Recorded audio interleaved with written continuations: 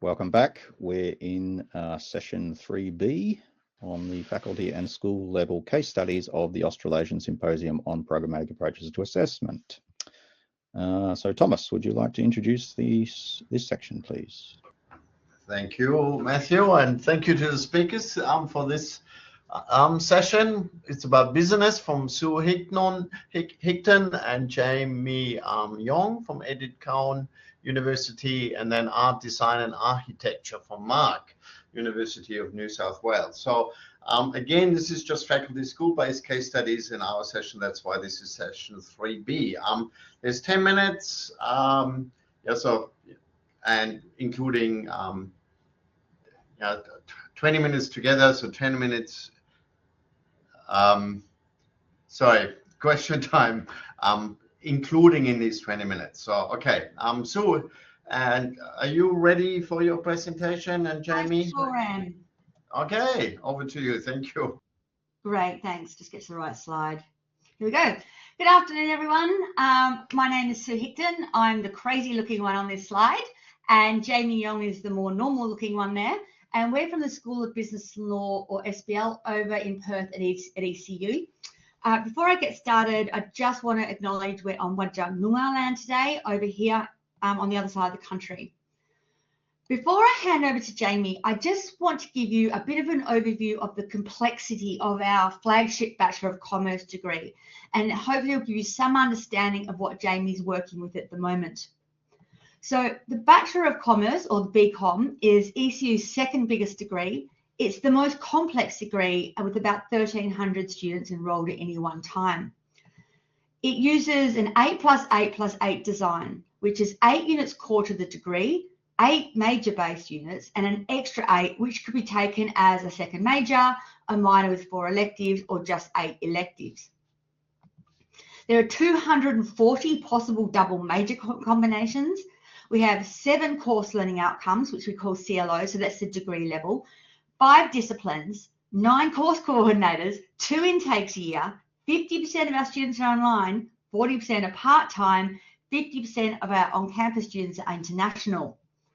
And Jaime also has to consider the fact we have 1 school-level international accreditation, 7 professional accreditations, 1 endorsement, and she also has other factors that complicate her life, including units that are shared with other undergraduate degrees, other majors, other schools, and sometimes using units from other schools in the curriculum.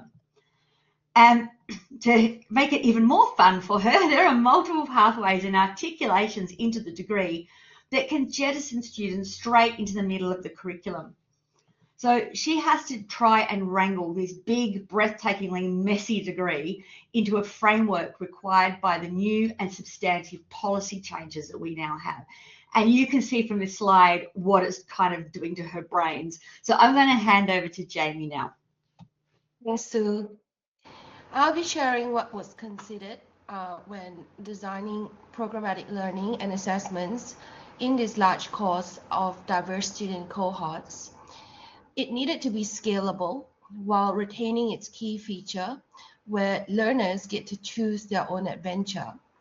So this case study of our Bachelor of Commerce shows 3 years or 6 semesters full-time study, and the usual full-time study load is 4 units per semester.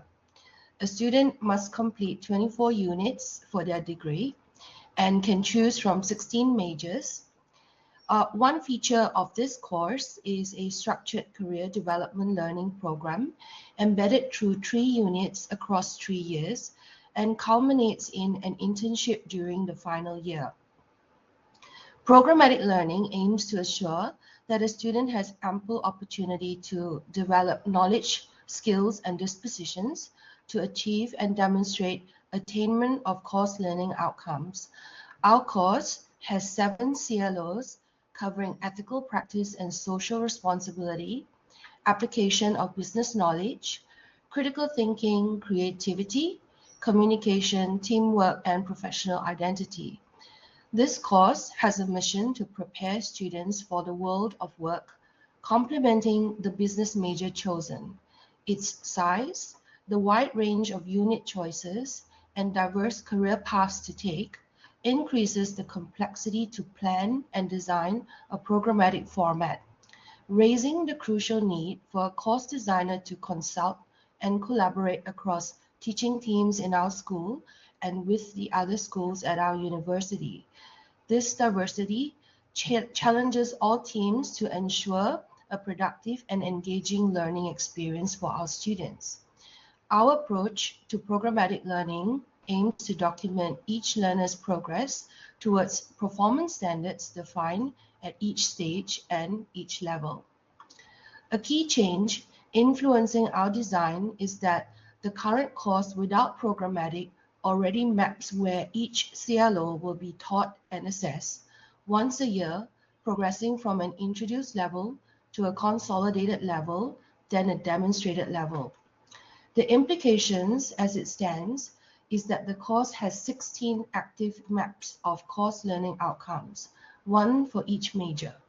Shifting the course into programmatic learning and assessment will require us to measure student achievement against CLOs at every stage, which means this will now take place twice a year.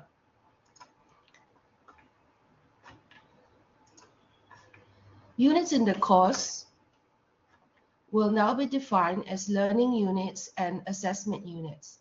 Learning units do not carry assessments, rather learning activities designed to develop a student's progression towards achieving CLOs. These can either be credit-bearing, attached to 1 or 2 units in a stage, or non-credit-bearing, where a 5th unit will sit adjacent to the 4 learning units in the same stage. To limit over-assessment in a stage, our policy prescribes no more than 2 assessment units in a stage, except in capstone stages of the course. Shifting to programmatic requires core and major unit teaching teams to consult, collaborate, and co-design the appropriate whole-of-stage assessment task. Deliberations during team discussions often gravitate to what is the right blend of artifacts that demonstrate a student has met all the required learning outcomes at each stage.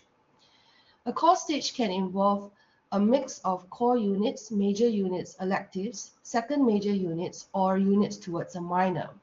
A stage design can comprise of learning units, where weekly learning activities are designed to teach and develop a student's ability to meet CLOs. At the end of the stage, the student will either pass or fail learning units. Some learning activities will go toward the assessment task in the stage assessment unit, responsible to measure or grade students' performance against all CLOs. Our course has nominated that a portfolio will remain a consistent element in each stage's assessment task. This is coupled with another assessment task, deemed suitable at each stage. For example, in an early part of the course where understanding of knowledge is needed, it might be an exam. At other stages, where a student needs to demonstrate their application of skills, this can be a case study, an assignment, a presentation, or a project. A first-year coordinator will facilitate the co-design of the stage assessment task, so the same type of task is used regardless of the major. Teaching weeks are shortened in a semester. The balance of semester time giving students opportunity to reflect on feedback received from learning activities, then to work on completing their stage assessment task. Passing the whole of stage assessment task allows the student to proceed into the next stages of the course. In later stages, when major units become a point of focus, the coordinator of each major facilitates collaboration with the teaching teams to co-design the appropriate stage assessment task that's contextualized to the relevant major. The case study showed that when dealing with a large course, hosting multiple majors, a great deal of consultation, collaboration, and co-designing is required to shift the course into a programmatic format. I learned through this process that ample time must be built in to consult and reconsult. This can lead to extensions needed before launching the course in its programmatic form. And in the spirit of continuous improvements, I trust that once the course transitions into PA, we will take from what we learn and continue to make refinements. The process of designing a programmatic course with multiple majors required that I combine historical analysis coupled with forecast of shifting trends on which majors will attract the largest number of students. To focus energies productively, I evaluated which majors and combinations of double majors that will have the highest levels of student enrollments. This will drive the type of teaching practice, student experience, and expectations management that each teaching team must prioritize at each course stage. Another lesson learned in this process when dealing with a course known for its choose your own adventure quality is that while we want to leave students with the freedom of choice, some rigidity needs to be built into the course structure, even if this will take form in a subtle way. To align curriculum design across 16 majors, each unit in a major needs to follow a numbering system, which means it becomes responsible for certain CLOs, and this will be standardized across majors. This will allow each major coordinator and their respective teaching team to determine the order of units in their major, as they are best placed to teach the knowledge and skill development required through their unit content.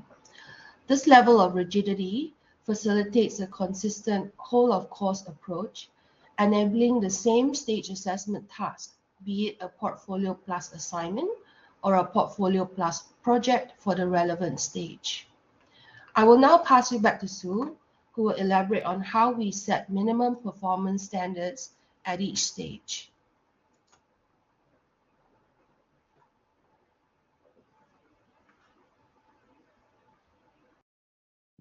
Sue, you might need to enable your microphone. Yeah, sorry. Thanks very much, Jaime. What Jaime's just covered is important in the context of assessment and how assessment has to be situated meaningfully within the programmatic curriculum.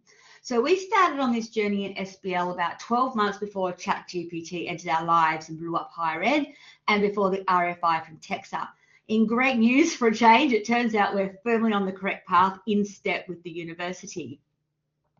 So at ECU, at ECU, we're using a grading schema of high distinction through to fail, which you used in each unit's assessment. So many of you will be familiar with this.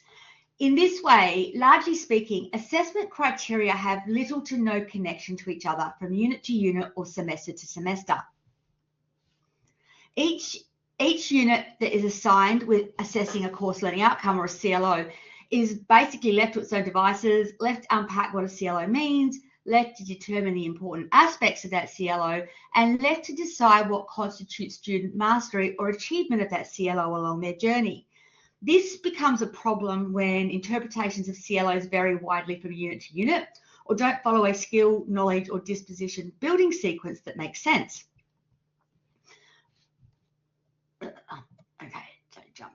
Okay, because of this, we could argue that CLOs in their relativity and disconnectedness could be seen largely as meaningless in the current curriculum context.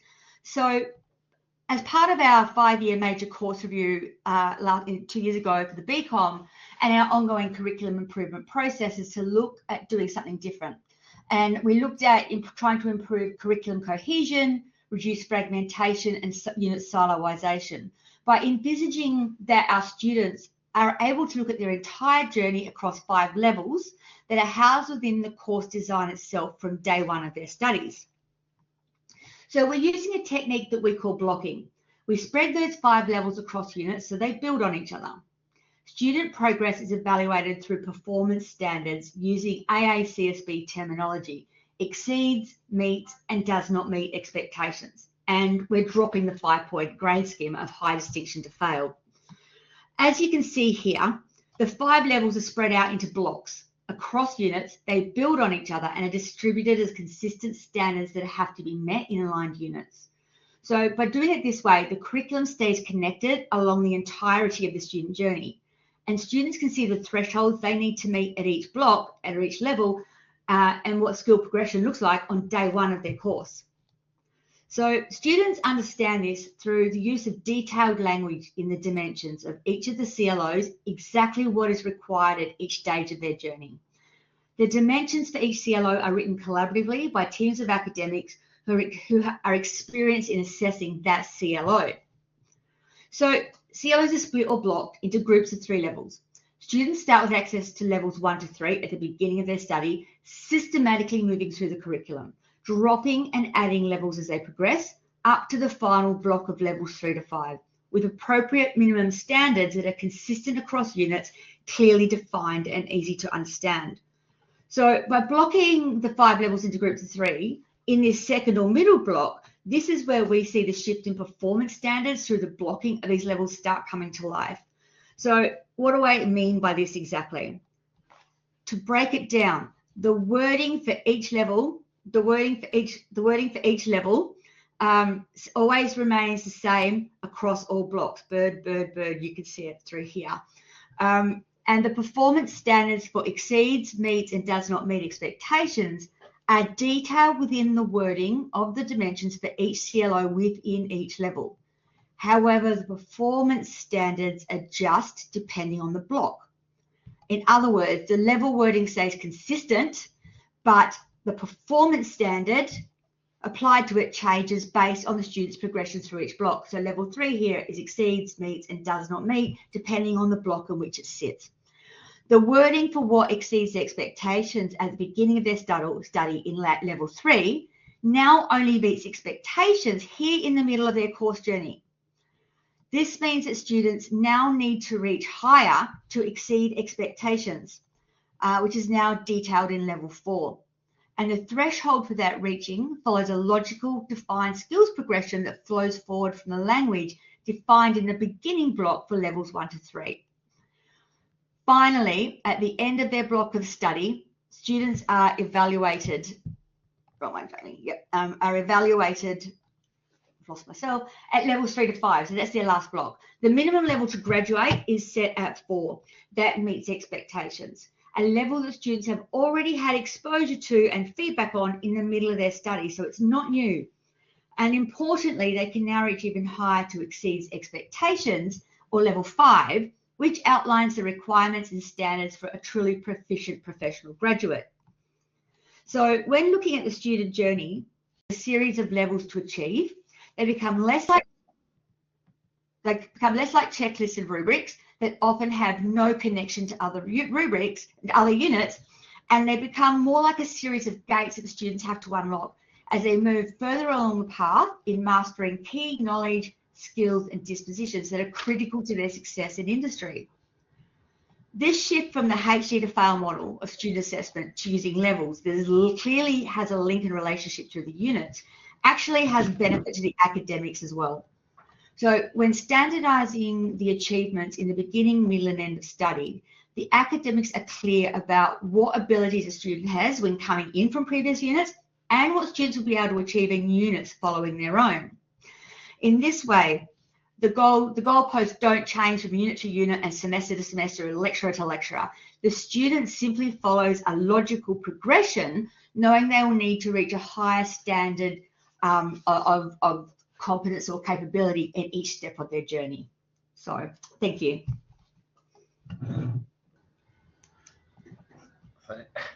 Thanks, Sue and Jaime. It looks like that was really well received. Lots of comments, and question. Edward, you had a question about the pathways through the courses. That's a Jaime question. Sorry? No, that was a Jaime one, I think. Jaime, yep.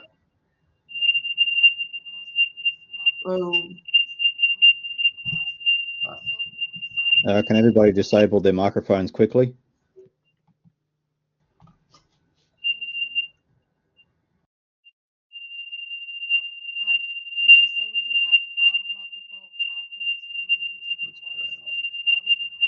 Right.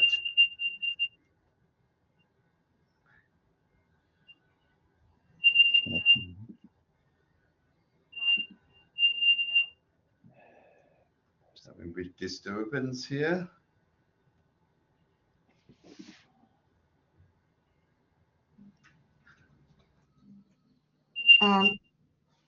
Well, I can try answer. Can we just do the question again? Not really, Jaime.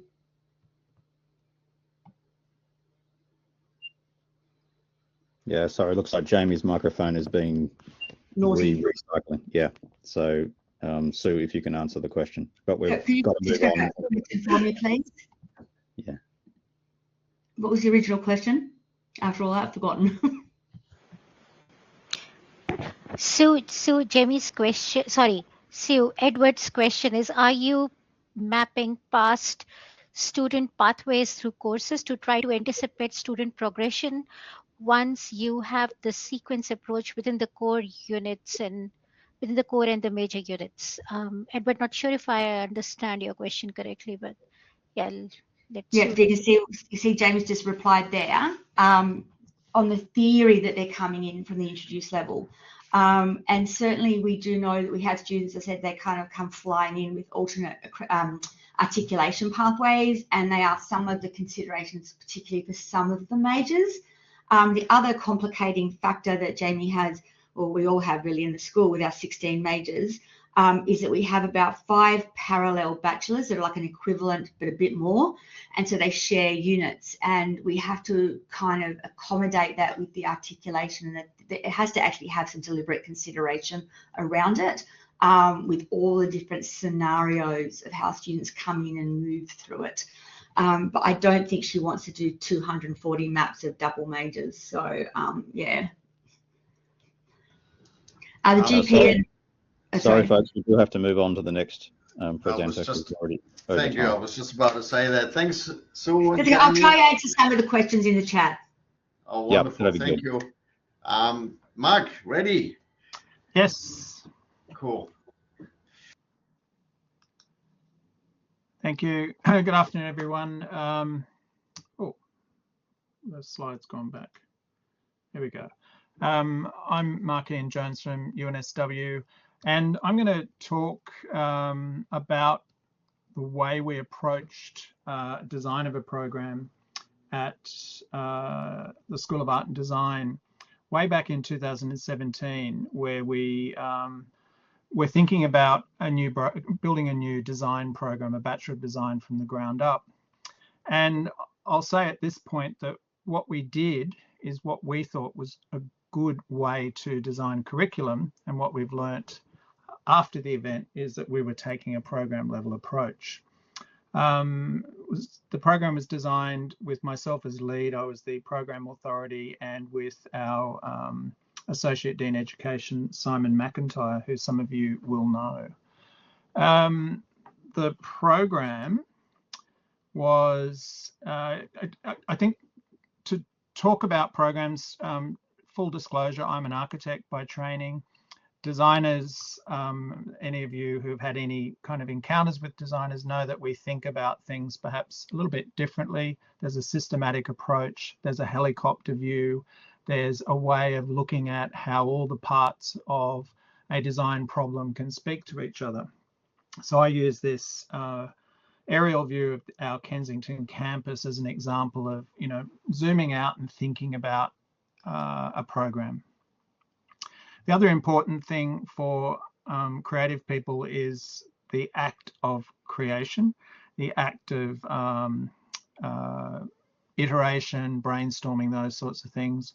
And we use a variety of methods for that, from whiteboards to yellow trace and coloured pencils.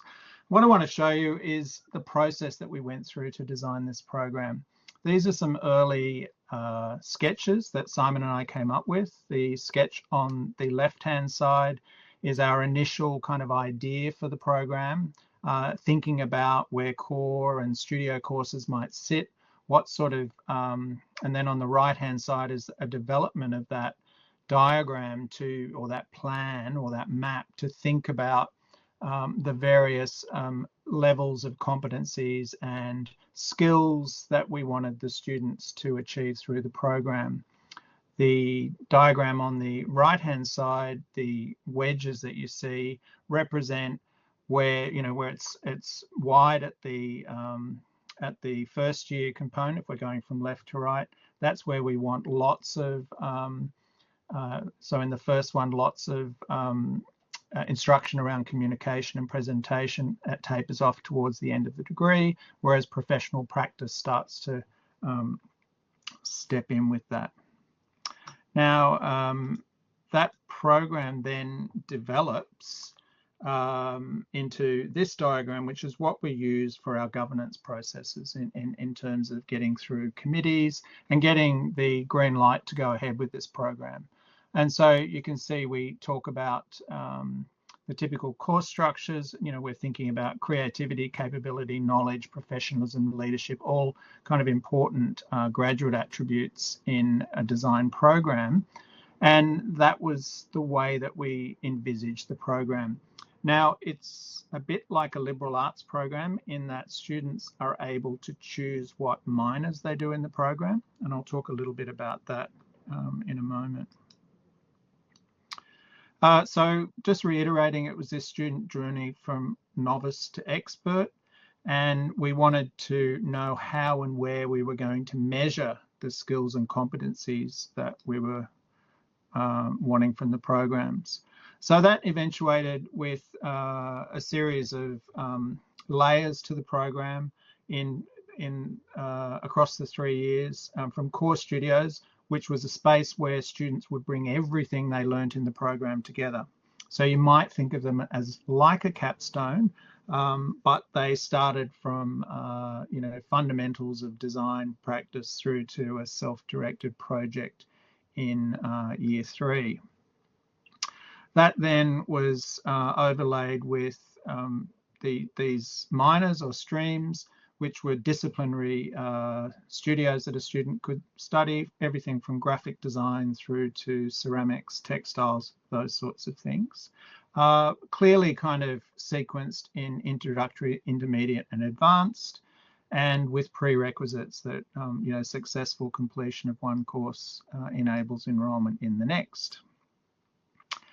That then, included another layer, which was the context of design. So everything from design history and theory through to professional practice and work integrated learning. And the important thing about the diagram is the placement of all of these courses. We thought about the sequence we wanted students to take the courses in, so that everything they did in one course would inform another course and so on. So it's akin to the triangulation that people have been talking about today. And so those, the competencies, the skills increase as the program progresses.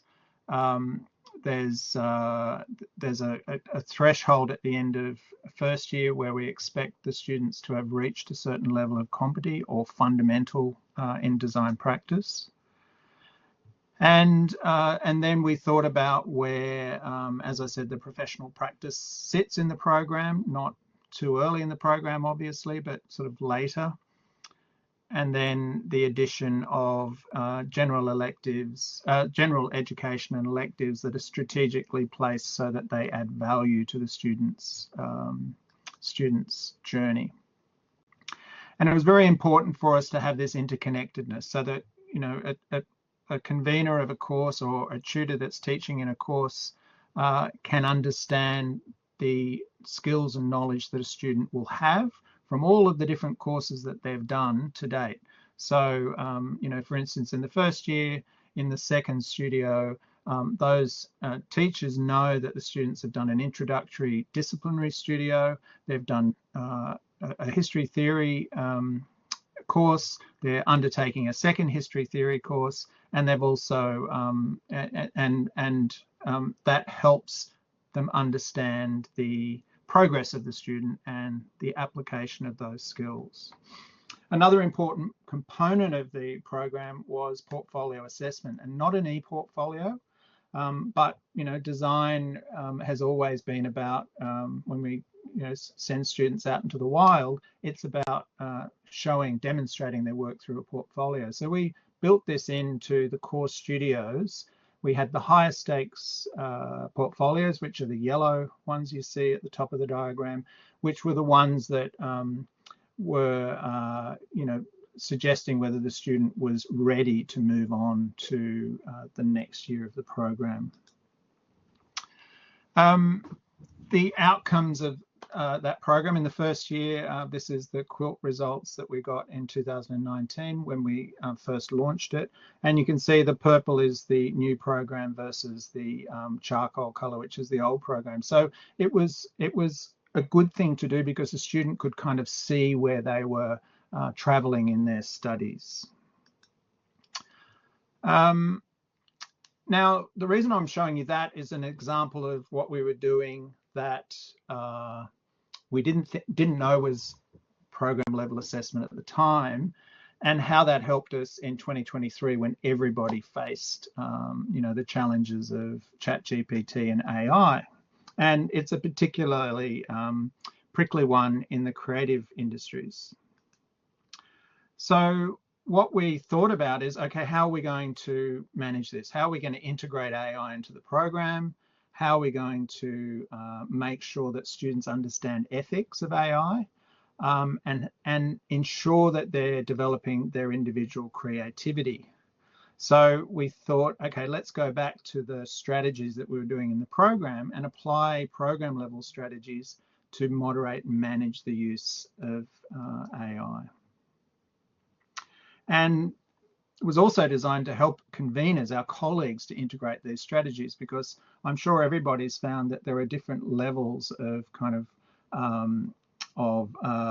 AI comfort with our colleagues, and those that are engaging and those that are not. So what we did is we mapped both of our programs, the Bachelor of Design that I've just shown you, plus our Bachelor of Fine Arts. There were over 57 courses, more than 225 learning outcomes, and over 200 assessment tasks. That we undertook a human analysis, a qualitative analysis, looking at what were the vulnerabilities in the course learning outcomes, vulnerabilities in assessment tasks, and where there were opportunities to introduce AI literacy into the program. And so we used a series of Excel spreadsheets. I know Diana and Gary were talking about the mapping of programs that we're going through at UNSW now. This is just simple Excel spreadsheets. But what we did is we started to develop a heat mapping process. So we assigned a value to each of the components, be they learning outcomes, assessment tasks, as to the impact that AI was having on them. And not surprisingly, where there was a vulnerability, there was an opportunity to introduce AI literacy into the program. This kind of zooms in on that, so you can see we'd assign a value to course learning outcomes, the assessment tasks, and then use that to assign an overall value to the course, which is the purple colored stuff that you're seeing there. That was then simplified down to this heat mapping diagram to start a conversation with the people that are teaching into the program and managing the courses. And you can see here that, the darker squares tell people where the most vulnerable courses, or the courses that perhaps need the most work in the age of AI. So the next stage of that process was to actually combine our human analysis with that of AI. So we developed some prompts for AI to mirror or the process that we've been through ourselves, and help us to develop some strategies for introducing AI, assuring learning, and looking at whether a student could meaningfully pass using AI. These are some early versions of that using ChatGPT and Gemini, where we started to develop the prompts. That's become more sophisticated as we've gone on, we undertook some assessment hacking. One of our great educational developers managed to hack even the most secure assessments in some of our theory courses and anything with a written task. So that became incredibly valuable in terms of us rethinking the types of assessments that we are delivering. Because we are creative disciplines, process is everything. We teach process. And so we looked at how we might leverage that creative process to assure learning. And the emphasis in our rubrics has changed. There's more, not just in the learning outcomes, but thinking about, I'll just move on to this next slide, things like analog creative journals, which is something that is a constant in creative disciplines, and as I said, rubrics of weighting to reflect that process. So in some of our courses, process is as high as 50%. The outcomes of that is things like academic integrity. We've been able to reduce the amount of time that we spend on academic integrity referrals by being able to refer to a process journal that the student has created. And it's a handwritten journal, you know, so it's messy, but it demonstrates process, and we scaffold that in our studios so students are doing that when they're with us. So going back to that initial diagram that we did back in 2017 and thinking about the age of AI, we now need to actually think about AI as a distinct element. And so what we have kind of considered is the first year of the program is understanding ethics, the second year is understanding the application, and the third year is understanding literacy. And, you know, over time, I mean, that adds to, you know, the student's creative toolkit, but over time, the whole AI thing will just fold into all of the other aspects of the program. But at the moment, we need to actually be thinking about it as, you know, one of the strands that we're looking at. So far, we've had 6 pilot workshops for the Bachelor of Design, stress tested over 44 assessment tasks. We've met with conveners of 28 courses. There's been surprise, there's been denial at the stress testing that we've done, but we're seeing an increase in confidence. We're seeing conveners say, hey, how can I you know, revise assessment rubrics? And we're finding generative AI, as lots of us in the sector are doing, are very useful. And in the process of updating our heat mapping to reflect the more detailed analysis that we've done. There's a blog I wrote last year about the beginning of this process, which you can access through the QR code there. And that's me. Thank you very much. Thanks, Mark. Questions for Mark? There are lots of discussion here, Sue and Edward. Are there questions for Mark? I mean, yeah, I'm not sure whether Matthew is still here, but you're welcome, as said, to raise your hand and then use the microphone to ask a question rather. Or is there any specific one? System thinking, I mean, this is all debate here in the chat box. Any questions for Mark or?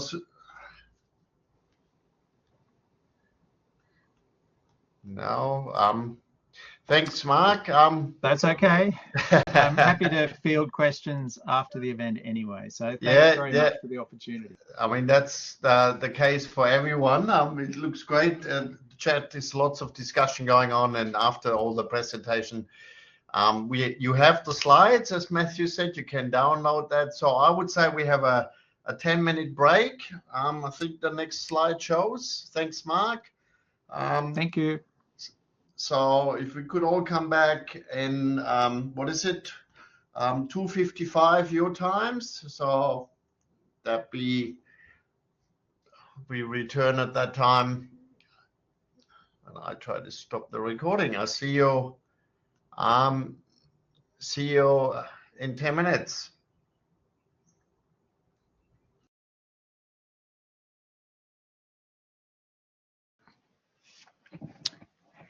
Seems like Matt's and Deanna's internet is patchy. Yes. Priya, do you know how to stop the recording? I mean, if I press that Yeah. stop Yeah, sharing wait. one,